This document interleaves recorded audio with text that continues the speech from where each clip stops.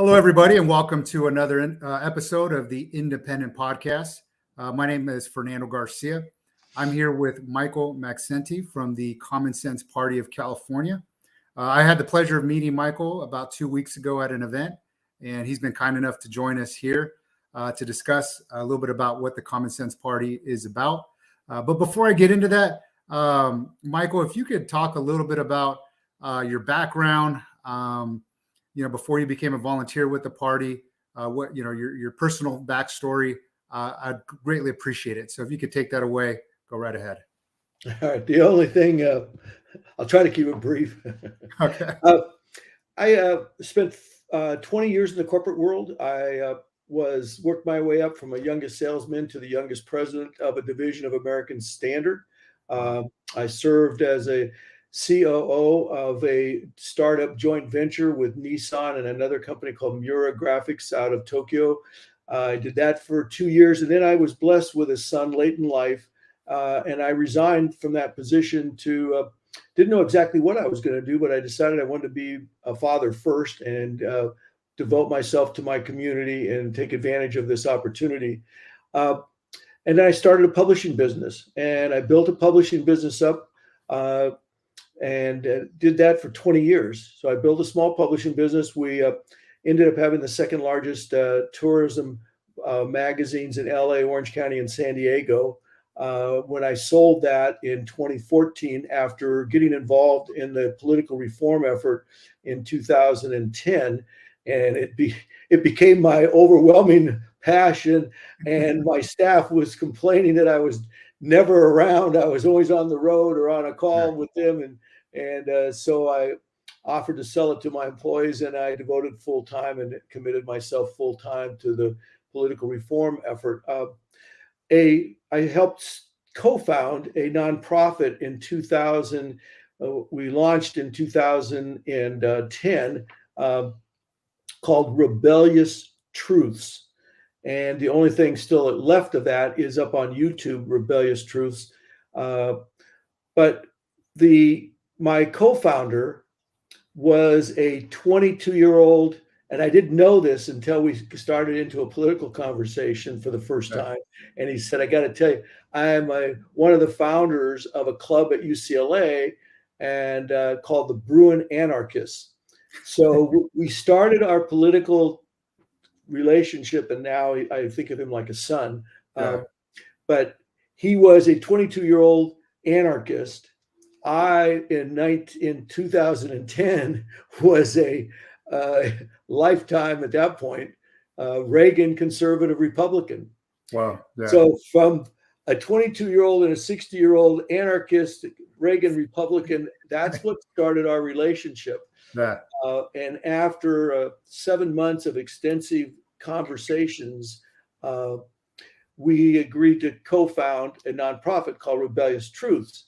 And the mission statement of Rebellious Truths, which is my personal mission statement to this day, is to galvanize, educate, organize, and activate the millennial generation and others to lead, and this is the most important word in the whole mission statement, a responsible revolution to reform our political system. And that's what launched us. And I was the only non-millennial in the operations.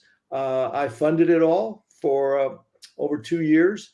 And we had over 42,000 millennials sign a pledge that they were a millennial in support of us as supporters and followers. We had over 5 million views collectively between YouTube channel and our website. And then after the election of 2012, in January of 2013, my 5 paid millennial staffers asked for a meeting, and which was kind of odd, and that they would do that. We were like a family, and so we met, and they said basically what they had learned in 2+ years of what was going on inside of our leadership of our 2 parties and our government, that they were overwhelmed. They thought changing the course of our political system to get government on the side of the people, to be a facilitator for the kinds of evolutionary challenges that we have, whether it be climate, homeless, healthcare, all of these, they felt it was overwhelming, and they said, we need to get on with our lives. And they said, I hope you understand. And some tears were shed by all, and we said goodbye. And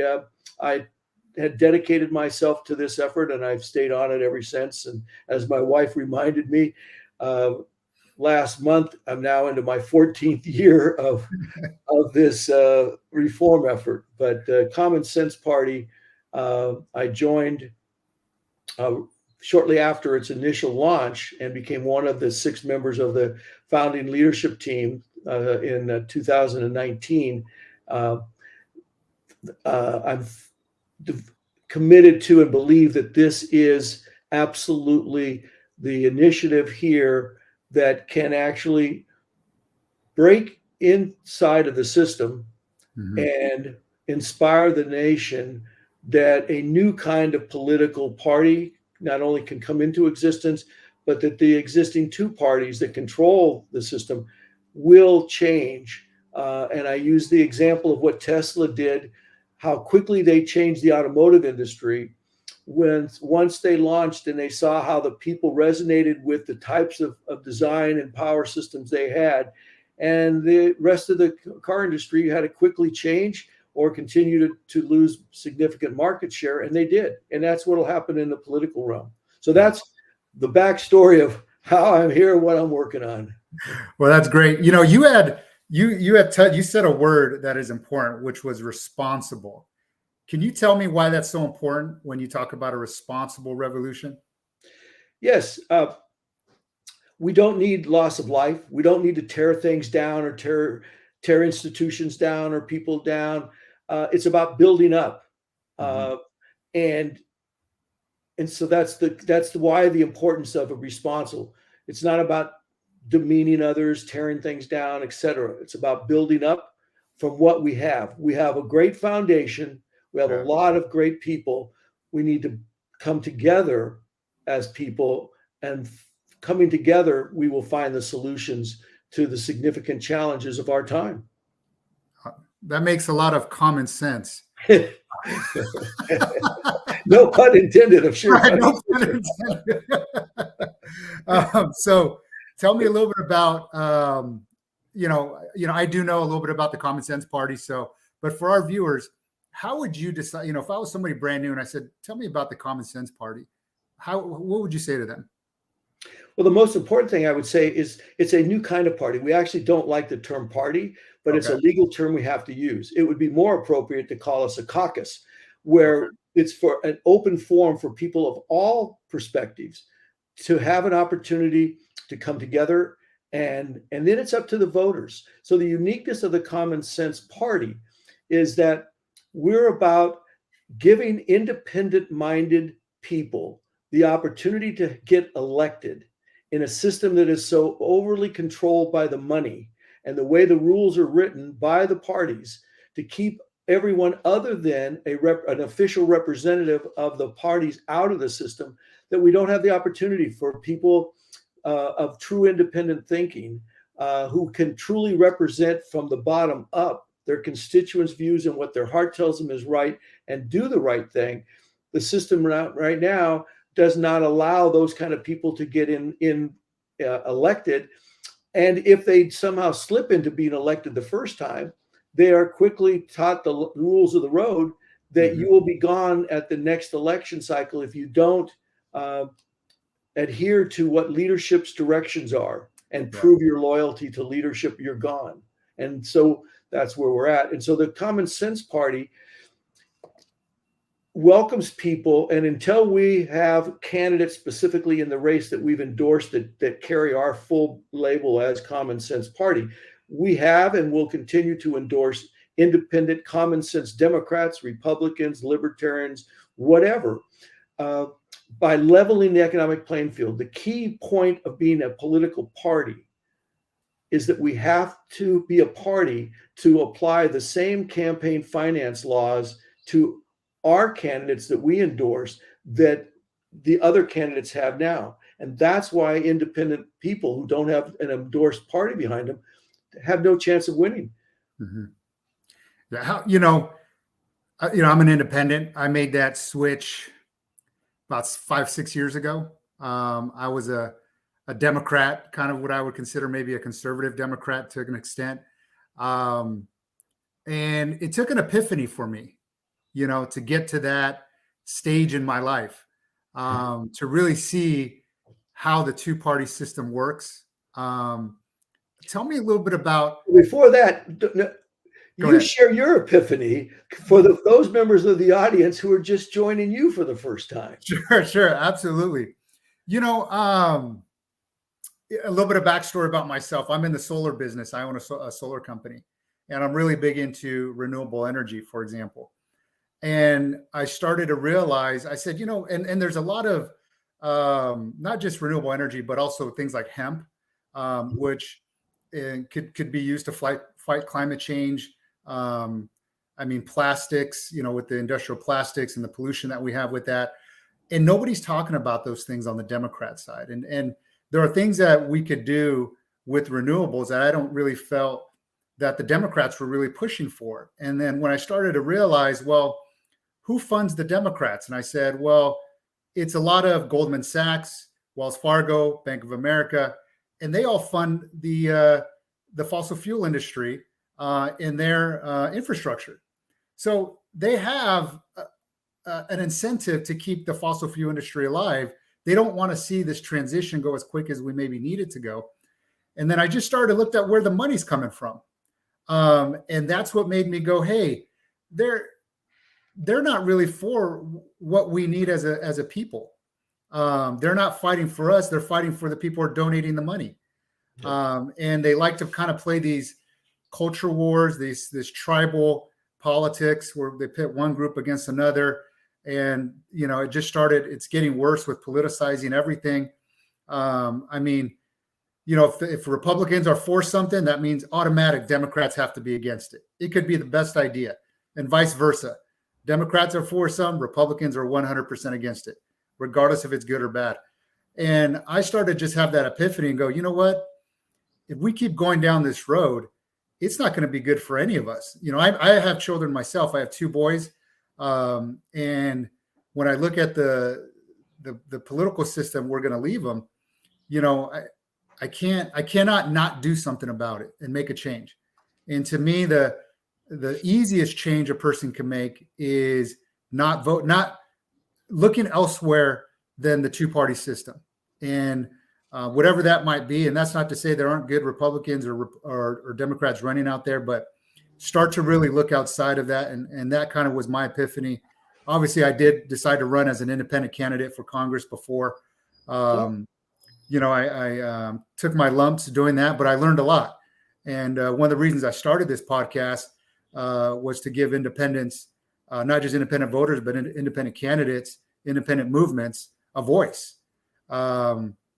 Because I see how important that voice can be, especially with social media, where we can bypass the media and go directly to the voter, directly to the citizen. So that was my epiphany. I just the more and more I meet people like yourself, the more and more I watch the news and look at politics, the more I feel like I made the right decision and going this route. So, well, you did make the right decision. Let me touch on 2 things that you brought up there. One is the independent candidates. Mm-hmm. Let me touch on that first. The reason independent candidates, the campaign finance laws, this is real important for people to understand. The campaign finance laws are written by the parties for the parties. And people say, all we have to do is change those rules. Well, they're not going to change them. They write them. They control who writes them. And they will not change those. They'll write a lot of bills. There were over 20 bills at the federal level passed in a 25-year period, all about campaign finance laws. And not only did they have zero impact, but then they put the cherry on the cake for them when they, with the PAC court that we have, passed Citizens United, right, and gave corporations that topped it off. And here in California, fortunately, we have a great initiative called AB 83, which is in the assembly that is at least attacking a significant element of it, and that's foreign money in politics. I encourage the audience, and I encourage you, Fernando, to put that up on the some of the show notes, how to get information from the group called MOVI, Money Out, Voters In, that is leading the effort to defeat AB 83.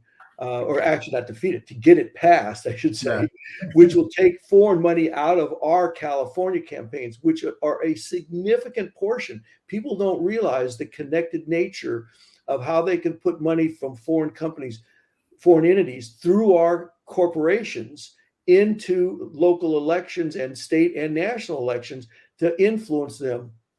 So the part about independent candidates, the most important thing to understand for people is that the way the rules are written right now is that if you, again, Fernando, were running for office as an independent or as a non-endorsed Democrat, Republican, whatever, and I had the means and wanted to support you, I could write you two checks if you're the official representative of one of those parties.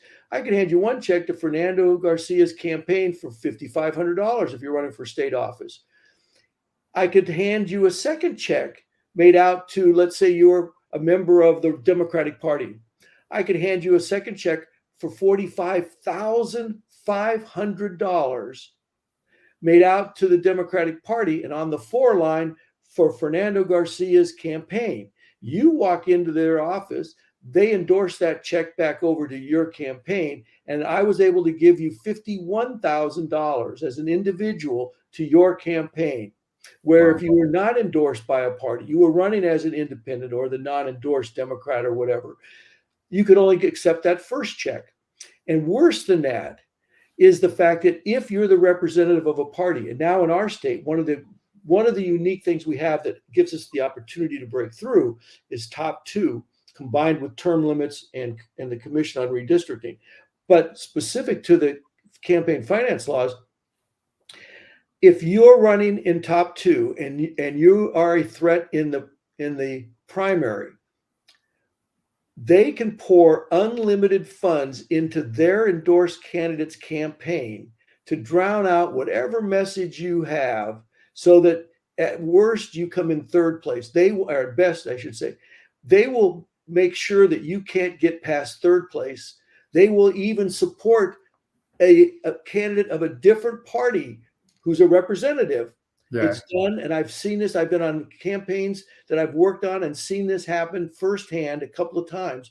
They will spend money on behalf of their opponent, but they want to get the most extreme opponent through the primary so that you're blocked again. And so they have unlimited funds. So the key is to be able to level that economic campaign finance laws from the get-go so that independent candidates can't have their message drowned out, so they can at least get into second place. And now when you're in second place in California, the spoiler effect is washed away with top two. So now there's only two people in the general election. And now let's say you were running as that independent candidate. Let's say you're running as a common sense. As soon as we were a party, you're running as a common sense representative.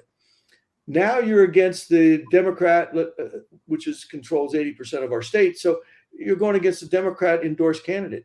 Well, now having our party as your party, we can level that economic playing field immediately for you.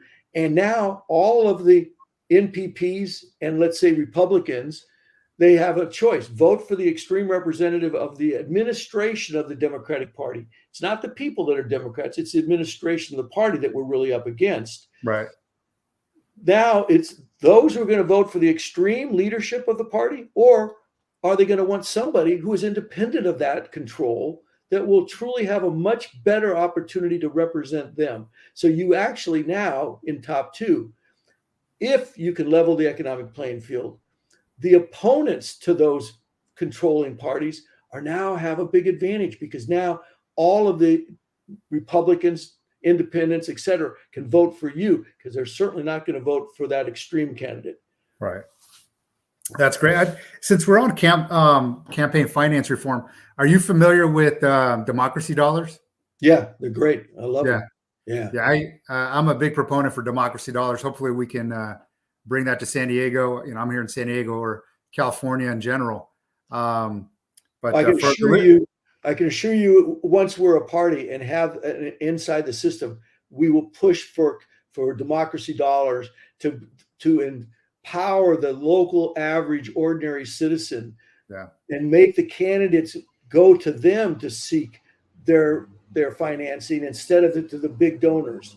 yeah, absolutely. And do you guys have a stance or on ranked choice voting by any chance? Well, we have a stance that, because of the nature of the party, where we cannot promote the specific path to issues, and Okay. because that's up to the members to do, and not for leadership. So, having said that, we do put forth a major principle that we absolutely must immediately address, changing the winner take all plurality voting system that we have right now. Ranked choice voting is one of the best options to improve that. But there are other options. But again, it's up to the people to choose. Be a lab. Let cities and counties experiment. Let the people choose what they want, and then let it emanate up from real life experiences from the people. But we will dramatically open the door to allow new kinds of voting systems that have been in use around the world very successfully, that have been blocked and kept out of here because it would diminish the control of the system by the parties in control right now, and give people a much significantly improved system to allow their voices to be the focal point. Awesome. And we kind of went into right into some issues, but I wanted to take a step back and go into how did Common Sense Party, how did it start in terms of is it a couple years old? Did it start here in California? Did it start somewhere else and come to California? How did that take place? Well, it started with two individuals. The lead person is Tom Campbell, who is our chairman. Tom is an amazing individual. Tom is a former 5-term U.S. congressman from Silicon Valley. He was reelected 4 times. Oh, wow. He served as a California state senator. He served as the director of finance for 2 years of the state under Arnold Schwarzenegger. And before that, he was just the dean of the Haas Business School at Berkeley. And before that, just a tenured professor of law at Stanford. Minor credentials. Right. And while he was in office, both in Washington, D.C. and in Sacramento, he was given numerous awards as the man held in highest esteem for his integrity and his intelligence. Tom is a wonderful leader and a man of highest integrity, all about creating a party for the rest of us, for the people. So he and another member formerly of our California state, I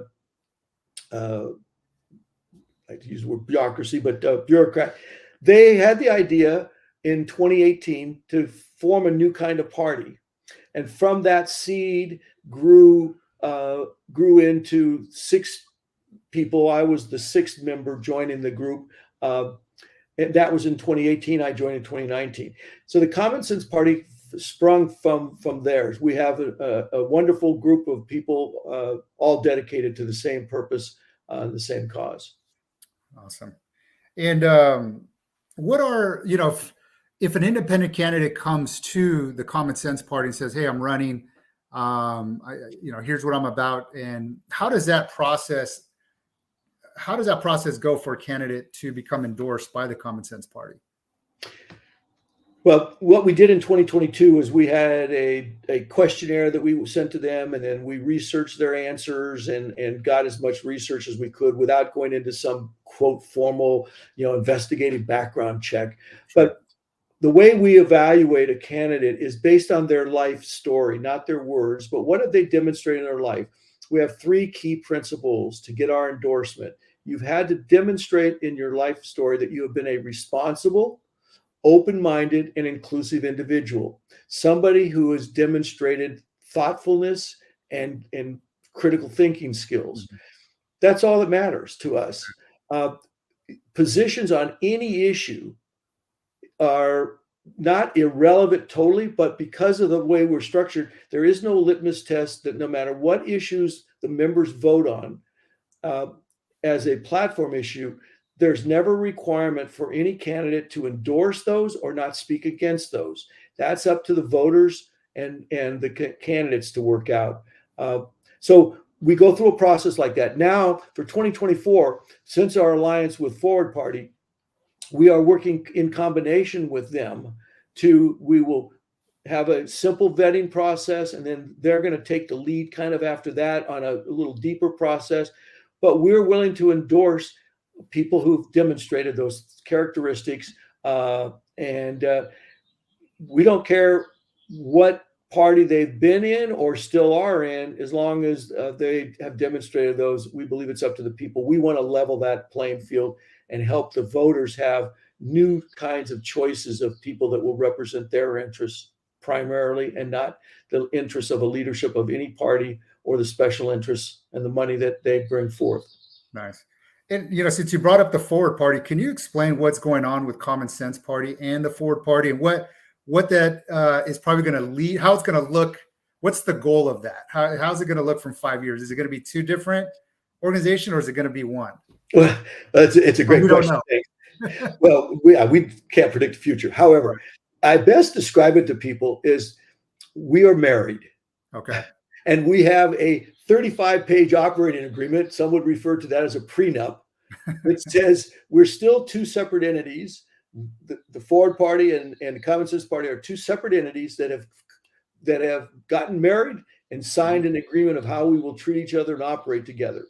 Now, once we're an official party, okay, which hopefully will be by sometime in November of this year, if we accomplish our registration requirements, which is the last hurdle we have to accomplish by the end of September, then it's up to our members at our first convention, which we will hold a convention within, I think it's 90 days we have to hold it, or 60 days. We'll have a virtual convention to review the bylaws, amend them, adopt them, to elect a slate of officers and those things. And from the floor, if somebody wants to raise the thing and consider changing the name to Forward Party, that would be a floor vote of the members, and that's up. So on the other side of the coin is Common Sense name rings very powerful in focus groups. So hell, they might change their name to Common Sense Party. But that discussion would be on the table, but it's up to our members. It's not up to us to decide now, and legally we won't touch that until after we're official and our members can make those decisions. Yeah, I feel like when people start talking about politics, if you said what is it you don't like about the current system, they would bring up the lack of common sense that's out there, and that the name says it all. Well, and one of the things that I wanted to touch on earlier was you mentioned leaving our political system. Mm-hmm. I'm concerned with how we're going to leave our country and the opportunities for future generations. That's why I'm in it. But we have to change the political system. But the founding issue that motivated the colonists to stand up against the greatest government and military of the time, Britain, was not the issues of social issues or economic issues about how much the tax was of this or any of that. The motivating principle that inspired less than 5% of the colonists to have the courage to stand up against Britain was the issue of how are we going to be governed? Are we going to allow a monarch across the ocean? But they had been all born and raised in an environment where everyone, historically, you were always ruled by a monarch, a king, a ruler, a dictator, a chief, somebody, not a chief, because that was the indigenous world was far advanced on that. Right. But that's the world they lived in. Today, we're under the control of the most sophisticated dictatorship in the history of the world.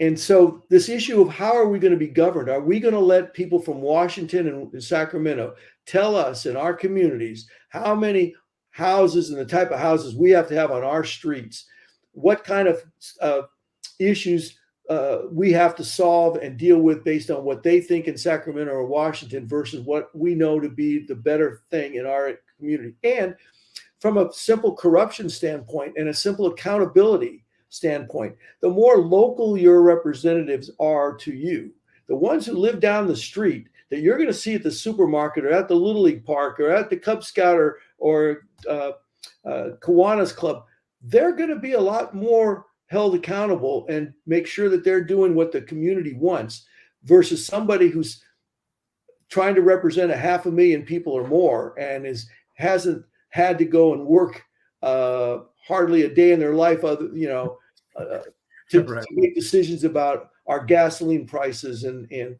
stuff like that. So we believe local emanating from the community level up is what we need to do. And that's the kind of political system we want to change. And it's about, or are we going to let top down Washington, Sacramento tell us how we have to live in our communities and our neighborhoods? Yeah, absolutely. What are your feelings with everything that's been getting politicized?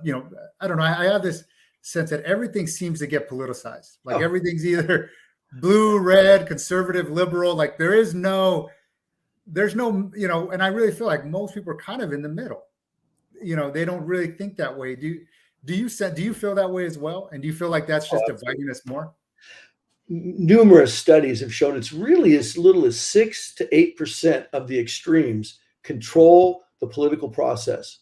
And so roughly 80+% of Americans want common sense solutions that to get implemented, done. We're sick and tired of hearing the promises at every election cycle from all of these candidates on both parties tell us everything we dream about. They're going to solve this. They're going to do that. We're going to fix this. And never, ever delivering on what they say. And I mean never, because in my lifetime, I've watched our standard of living been cut more than in half, probably by 2/3. I've watched our education system in California going from the leader in the world to one of the lowest ranking in our own country. We used to be recognized as the most innovative center for businesses. Now we can hardly hold on to any of the innovative businesses any longer. We were the leader in social policy, environmental policy. We were the example that most of the nation and the world turned to see how we should go. Today, we have fallen on our sword from the arrogance and the control of a single party state, not the people. The principles of that party, the Democrats, are wonderful principles, but it's the administration of the party leadership that has gone astray. Yeah. And so how do we get the principles of Democrats, Republicans, Libertarians, how do we get those principles of good living and helping each other back into the system? It's by changing it. And that's where this new kind of party, as soon as we're elected, we believe you will see significant change quickly. Soon as we're official, we know that most of those people elected in office today all went in there with the best of intentions to do the right thing, to make our state better. But they learned the rules of the game and they compromise and say, okay, incremental change is better. I'll work towards that. I'll do the best I can. And by the way, I like the rock lifestyle that I get treated with. So I like to keep my job. Right. So they go along. Soon as they know that there is an alternative that doesn't ask them to walk away from the jersey they have chosen to wear for their lifetime, doesn't ask them to believe or promote any issue that they don't want to, that says, come as you are, just come with integrity, come with honesty, let the voters choose, work it out between the voters and yourself, what the specifics of issues are. So now we believe that those people already elected, soon as they know they can stand up to the leadership of the parties, they will begin to stand up and say, no, my constituents in my heart tell me to do X. I'm not going to do Y. And if they threaten them with you'll be gone. Now all of a sudden they say that threat no longer holds because you know what? I could just become a common sense Democrat or Republican or Libertarian, and I don't have to change any of the party principles that I'm fighting for. I'll get reelected by doing the right thing, right, not by adhering to what leadership tells me so I can earn your loyalty votes and get your endorsement and your money at the next election. Yeah, absolutely. What now you had mentioned, what can people do to help the Common Sense Party become a party here in California? Well, the most important single thing they can do is take 5 minutes. That's all it takes. 5 minutes. We prefer that they come to our website because there's an important factor, but you can go online and in 5 minutes. And if you're quick on a keyboard, you could probably do it in 2 or 3. And if you're somebody more senior like myself, it might take you 7 minutes. But we ask people just to go online, update your party preference. It doesn't say I'm signing up for some club that I have to glom onto some new issues or change it. It doesn't say any of that. It just says change your political party preference to the Common Sense Party. You go online to caCommonsense.org. That's caCommonsense.org. You'll see a link that says update your registration. You click on that. It'll show you on one screen the key ingredient.